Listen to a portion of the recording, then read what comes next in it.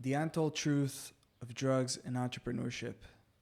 Now, this is going to be a somewhat different video from what some of you may have known or seen on my channel. And so I hope you come with an open mind to it. And I just wrote myself some notes on this subject. And I decided to create this video because, first of all, yesterday I did for the first time ketamine. And during that experience, which is, by the way, I think this drug has such a bad reputation, and I think that it's due to the fact that most people are overdoing it and overusing it. But I think it's a beautiful drug if you use it in the right amounts and some other factors that I'll talk about in this video. But I decided to create this video because when I tried looking up on YouTube some information, and even on Google, some information about drugs and entrepreneurship, the link between them, the only results that came up were either clinical studies that have been done about drug abuse, or some of the potential for entrepreneurs and companies to tap into the pharma industry, and whether it's THC or LSD or whatever it is. And there's not a lot of information, almost none, to be honest with, as far as I could tell, about what are some of the benefits of using drugs, especially as an entrepreneur. Now, when you think of, or at least when I think of, some of the most successful business coaches or entrepreneurs online today, whether it's Patrick Bet-David or Alex Hormozi, or some of the YouTube icons in terms of business and coaching and stuff like that, they have some amazing tools and knowledge and experience and insights, which I take with open arms and I embrace them, and they've helped me tremendously in my business. That being said, I feel that a lot of times these people are too square-minded, or I don't know, I just can't relate to them on certain topics, and drugs is one of them. And on the other hand, you have the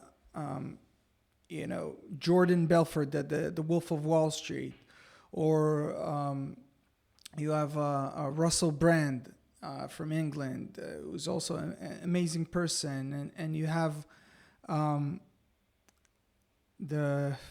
what's his name? The 10X guy, I forgot his name, but they have abused the drugs to a point where they're now completely, they're like recover addicts, right? So they don't do anything, and they're just like, don't do drugs. And this whole approach is, I respect it because that's where they're coming from, but I feel like there's a gray area which is missed. And this is what I wanted to talk about in this video. And so, first of all, luckily for me, I live in Portugal, which, if you don't know, in 2001, decriminalized all of the personal use and of possession of illicit drugs. And it's considered one of the forward-thinking countries in the world in regards to drug use. So that's number one. Number two, it's super important for me to say that I'm not trying to solicit or convince anyone that they should use drugs, right? This is not the point of this video. And this is only my personal opinion and the way Lior, the way I view the world and the way I experience things. With that, I wanna add like a few caveats in regards to drug use. First of all, when I'm talking about drugs, and the drugs that I'm referring to, I'm putting aside the heavy drugs. I'm putting aside, the heroin and the crack and all that. What I'm referring to is from, marijuana, cocaine, LSD, mushrooms, ayahuasca, MDMA, ketamine, like the whole range of drugs which are between light or just like weed. I don't know if you can consider it a drug, all the way to cocaine and ketamine, right? So this is like the border. This is one thing. Second thing is that I strongly discourage anyone who has some sort of mental illness history in his family, or has some sort of a psychosis outbreak history, or had something that could trigger some psychotic behavior, or just if you have anything like this and you're too, just don't do it. It's not worth it. Another thing is that it's super important to keep in mind whatever drug that you're doing, whether it's THC and weed, all the way to mushrooms and ayahuasca, is to think about set and setting, right? So set is the mindset.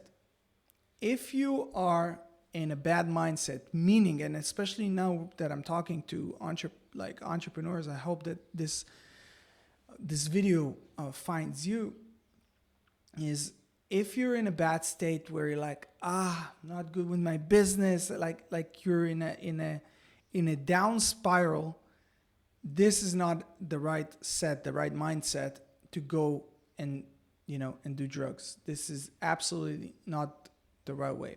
And the second thing is the setting, right? So you need to be in a safe environment with people who you trust, who you feel like you can behave naturally and just be you, and not be afraid of fully expressing who you really are, right? Because what drugs usually do, they bring out aspects in ourselves, in our behavior, that most of the time, because of society and societal norms, we tend to hide, we tend to suppress.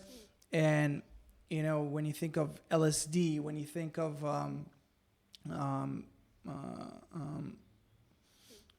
weed, sometimes when a lot of these drugs are just bringing up certain character traits or behaviors that we wouldn't normally see in just day-to-day society. And so you need to feel safe with the people that you're doing this with.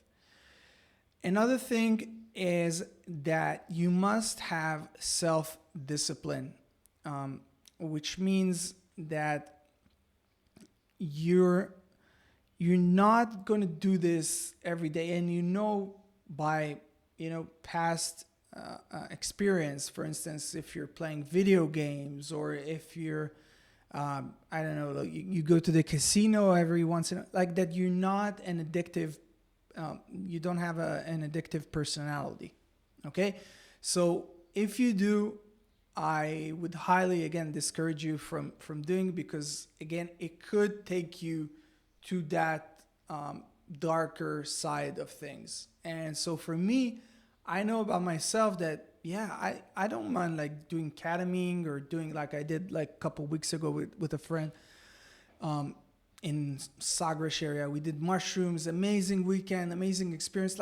I don't mind, because I know I have self-discipline. It's not like I'm going to just try and do it every day and try to abuse it and like put my entire life into this like crazy situation. Like that's not the case. I'm a father. I have kids. I'm like, I have a business to run, like, and it's growing beautifully. And like, I have so many things that I'm super excited about that, like it's not that I'm looking to escape. And again, like if we're going back to the settings, you need to be in a state where you're not looking to escape reality. You're just looking to enhance it. You just want, you want something more. And so like if you have self-discipline, then, and again, I'm only talking about myself. Like if I knew that I didn't have like the self-discipline to, do drugs every once in a while, I wouldn't have come close to it. And I would, completely avoid it at all cost. And also it's super important not to surround yourself with daily drug users, right? So if that's your surrounding, man, first of all, if you're in a business growth or building your business or thinking about building your business, you should keep those people away from you, because they will just drag you down and you won't be able to really fulfill your potential. And so that's one thing. Like this friend, like it's every once in a while, we meet up and why not? And it's beautiful nights, amazing experiences, nights to remember. But if it was be just like daily, hey, I have some weed, I have some, this, I have some mushrooms, I have some Molly or whatever it is, like no way. This is not the environment that you want to be in.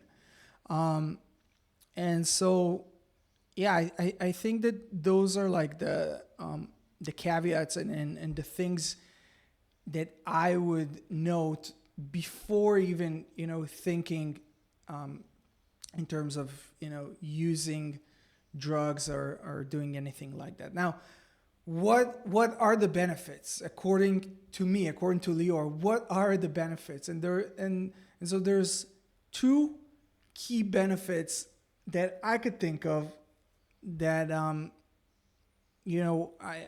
feel like are being missed or no one's talking about them. And so the number one is that the journey is the goal, not the destination. And so the way I see it, life is just like a continuum of momentary experiences. Like we're just like we're in a blink, and this whole experience, this whole life experience is gone. Now, yes, I believe that, we're all part of, of greater consciousness. You can call it God, whatever it is. And we might be manifested in the future after we die in a different way. And like everything is an experience. But this experience, like the Lior experience, started in July 20th, 1987, and it would end whenever it will end, and that's it. Like that experience would die out. And so during this period, this short and precious period of time that we have, try to make the most out of it. Try to enjoy it as much as possible. And this is something that I hold dear to my heart. So I've lived in New York and dealt with the venture capital world, and then I like went on a sort of a hippie 3-year phase where walking barefoot, and I did a 50-state journey with an RV, and like my daughter was born in Central America, in Nicaragua, and like there's like all these different experiences, and I have had sexual experiences like with different situation and genders and like so many things, right? And so drugs are another way to, experience reality, basically. And so I feel like the richer your experience, the more open-minded you become, the more it helps you evolve as a human being. So for instance, if I look at people who grew up where I grew up, back home in Tel Aviv, and never left the neighborhood that I grew up in, right? They never lived abroad. Like, those are different people than the expats that have lived in multiple countries and have experienced different cultures and have seen in their own eyes, like if we're talking about Israel, like the whole Israeli-Palestinian conflict. Like, when I first came to New York and I went to a meetup, and I met this like cool couple, and we started talking, and I was like, "Where are you guys from?" And they're like, "Iran." And I was like, "Whoa, are you from Iran? What? Like, that seems like such a crazy thing. Like, you're from Iran, I'm from Israel. We're supposed to hate each other, but wait, like, we're both like tech, and we were both into startups." And so, like, all these barriers start to break in your perception of the world, and the way you see other people, and the way you see life. And so the same thing with those experiences are true also to drugs, in my opinion. And so yesterday, when I did ketamine for the first time, and I've done Molly, and I've done mushrooms, and I've done multiple cocaine, and I've done multiple types of drugs before, but like, for some reason I've had this bad, like I said, like, ketamine has a bad branding, to be honest. And when I did it, obviously, again, with the right setting, and I had like good friend that I could trust, and like the environment was safe, like everything was perfect, right? So when I did it, I was like, all of a sudden, it's like, wow, there's like another way to view this reality. And you know this when you, like, even when you do like Molly, MDMA, right? Like the room is the same, or when you do LSD, like the room stays the same, but the way you view it changes. And it's like a mind shift that happens. And if, like we say on cocaine, like you go up, it's like the ketamine takes you down a notch. And Molly opens up your feelings and your emotions. And LSD open up like the way you view colors and the perception of the world, and like it's so much richer than that, right?